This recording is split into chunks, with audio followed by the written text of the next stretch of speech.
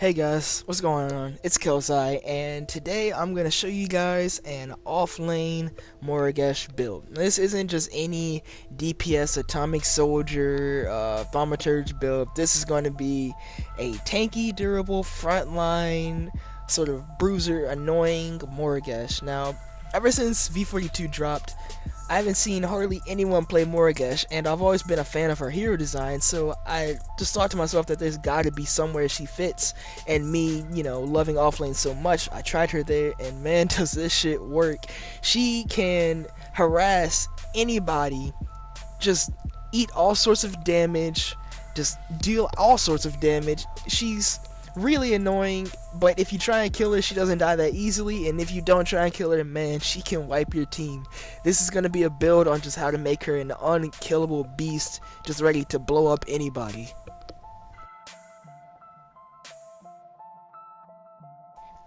Y'all should definitely leave a like for that dope ass thumbnail. Okay, thanks. Alright, so we're going to talk about the Morigesh offlane build.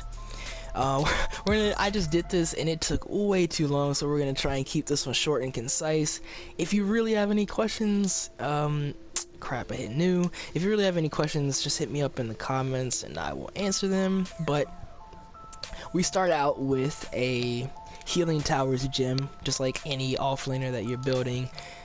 Healing Towers allows you to get this coin master right off the bat, which is really good for getting farm just in lane. Even if you're a melee offlaner, I recommend this. After that, I go into Exoskeleton. Usually, it depends if I'm getting a lot of pressure, but it's essentially free since you're building into Vitality like very quickly, so I usually grab this hero block. Once you get that, we're constantly putting points into Vitality until we can get Growth Totem. Growth Totem is an amazing card on any offlaner. I recommend it highly. Some of these cards I haven't used yet, but I've thought about them, like Pack Leader and Finer Playthings. I'm not sure. I don't know. They really haven't found a way into the build I could recommend. But after we get Growth Totem, usually get Growth Totem around 10 to 12 minutes. We usually grab Wicked Riposte. It's a really good card if the mid laner is giving you a lot of pressure, if there's like a Richter jungle, a Quang jungle, because you can purify yourself. A really good card. I usually hold on to this one until I get my late game Unbroken Spirit. But if I don't need this Wicked Riposte, then I go right into Plague Lord Malank. Why is it not in the deck? I usually go into Plague Lord Malank, which is a very good card. It has Blight and a slow. It's really good for offense, for securing kills. It's really good for defense, for keeping people off of you. It gives you power, health, mana, everything you need for a burst caster, and you're durable. This card, highly recommend on a lot of offlaners. And once we get this Plague Lord, we jump right into Unbroken Spirit. Like I said, if you got the Wicked Riposte, then you sell this one whenever you're ready to buy this Unbroken Spirit. But this is an amazing card because Quang is popular right now, Bellica's popular right now. A lot of people with hard CC. I've seen a lot of Auroras, I've seen Richters. Like, this heal for 3% max health, and especially because you're building a lot of Vitality with the Growth Totem. And when you buy this card, you're gonna have like usually around 3,000 health, so you heal for a lot of that. And it just gives you ability armor, power, health, everything you need. Now these three right here, Nameless Curse, Malank and Asher, and Sorvic Initiate, these are flex cards. I usually grab these whenever I feel really powerful. But for the most part, you're trying to build tanky and serve that sort of durable role, so it's usually Growth Totem, into Plague Lord, into Unbroken Spirit. We're going to talk about the gems. The Vitality gems are really standard for any durable hero you're building. Healing Towers is really good early game. It falls off late game, but early game is irreplaceable.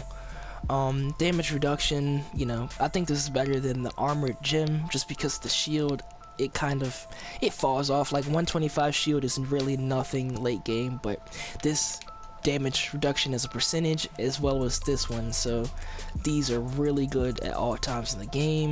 And then the vitality, she's a burst caster, so we need to build her as such. Auto shield, you're gonna be, you know, it's a 1v2 fight for you constantly, so this is really good whenever, if you're trying not to feed the carry. It's really good gem. Deadly mana is fantastic on any burst caster, especially in the offlane, because offlane you're always killing waves, you're always, you know, killing your offlane camps. So this gets your, I think I go from, when I buy this gem I'm at like 700 mana. Whenever I get Unbroken Spirit, which is like 5 or 6 minutes later, I have like another 400 mana. So it's like, it's basically like a thaumaturge, but you don't have to damage heroes, you just kill minions, which is really, really good as someone for the offlane.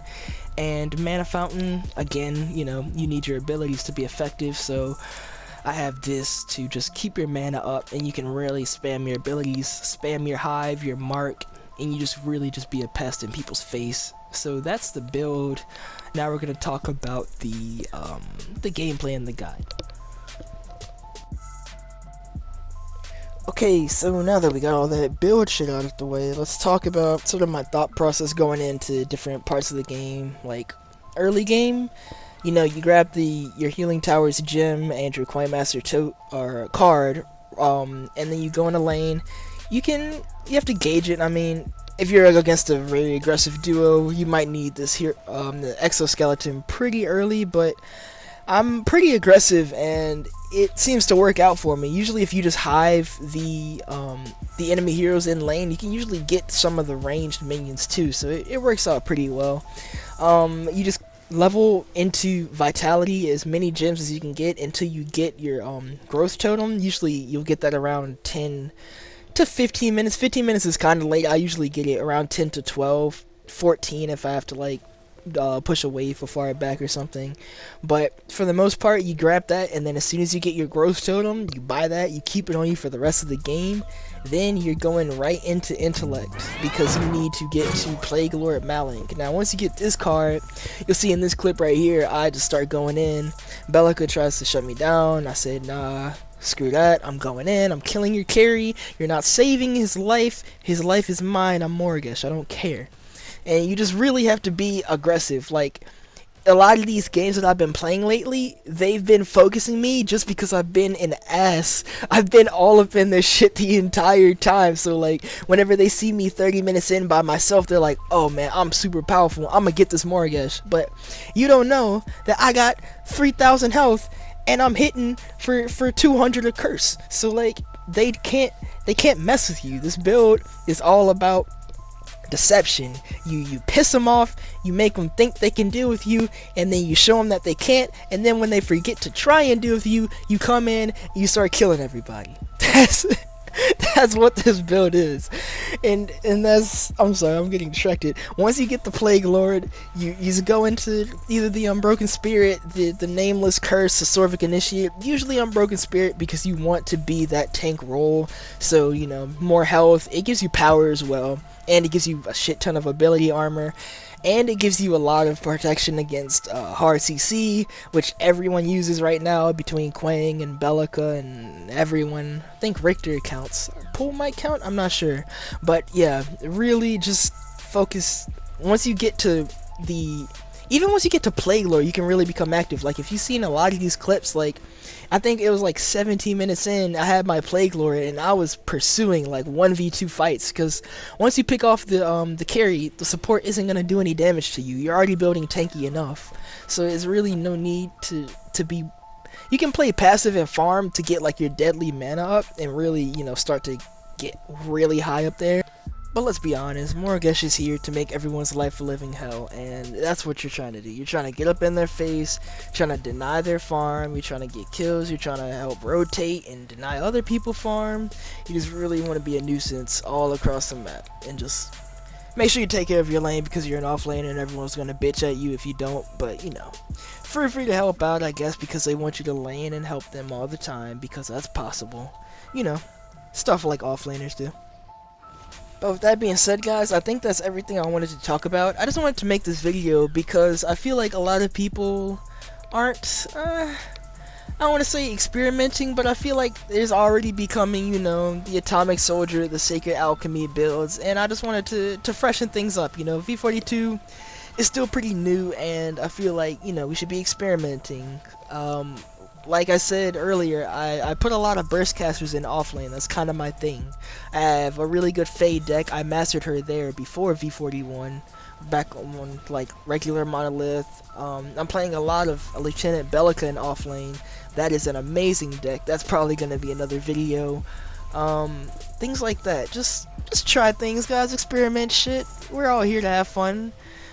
I mean, if you want to, you know, use the same try-hard meta builds every time, then who am I to stop you? I mean, if I get put against you, then I'm obviously gonna stop you. But with that being said, guys, thanks for watching the video. Leave a like if you enjoyed. Tell me if, you know, if you're gonna try this build, or if you think this build is stupid and doesn't work, even though, you know, I have video evidence that it does work. But with that being said, like, share, and subscribe for more videos. Not just Paragon. I've been playing a lot of Paragon lately, but I hope to put out more content. Destiny 2 is coming out. I'm probably going to be playing that, and a lot of other games. So with that being said, guys, I hope you enjoyed. I'll see you guys in the next video. Peace.